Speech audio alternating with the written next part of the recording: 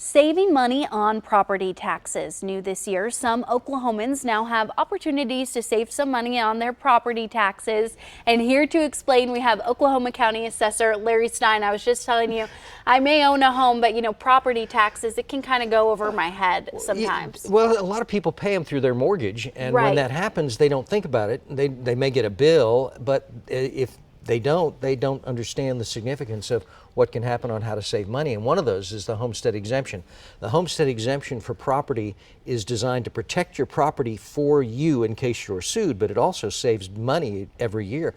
Average of about $127 a year in Oklahoma County, but it protects your property if you're sued. So Okay. the courts will protect your homestead. Very important designation. It's easy to do. You can do it online through the assessor's office, oklahomacounty.org/assessor. Call our office. We can do that. The concern is you have to do it between January 1st and March 15th.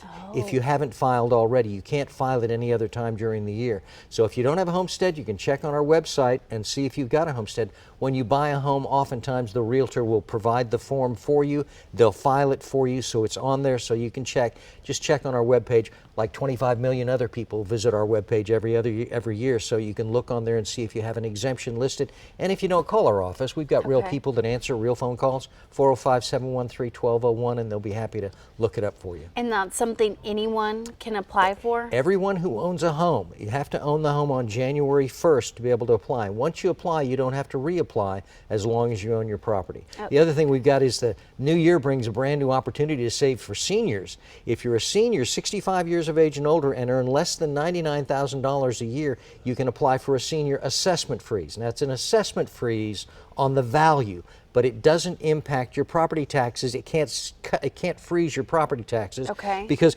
we've had examples where Oklahoma City and school districts will raise property taxes through a bond issue. So your Right. property taxes can go up, but the assessment, which is used to calculate that property tax bill, will remain frozen as long as you own your house. Okay, so even though the value of your home is going up, you're saying you can freeze Exactly. that value for several We years? can freeze the assessed value. The market value will go and reflect the market, Okay. but the assessment, which is the important number for us, that's important for us to be able to freeze that assessment and save people money. Larry, how much do you think that would save someone over time? I can tell you that it's about $127, but there's Okay. all of these things that we've done, the assessment freeze, for seniors, the 3 and 5% limitation, which is one of the things Florida's looking at. They're trying to copy what we've done 30 years ago to save property taxes, because property values are going crazy down there. But we've also got veterans exemptions, all of those things.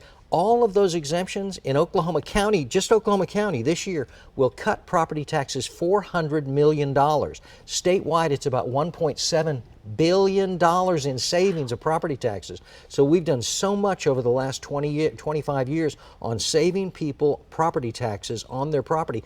Inflation, though, because of the new income level for the senior assessment freeze, values are going up. So you're Right. seeing the increase in values, and many people don't understand that the county is responsible for doing all of the work for many of the obligations in property taxes for cities and towns. They'll pass a bond issue. They don't do any of the work. We do. And then they benefit with hundreds of millions of dollars coming into the cities through property taxes, and the county gets left out in the cold.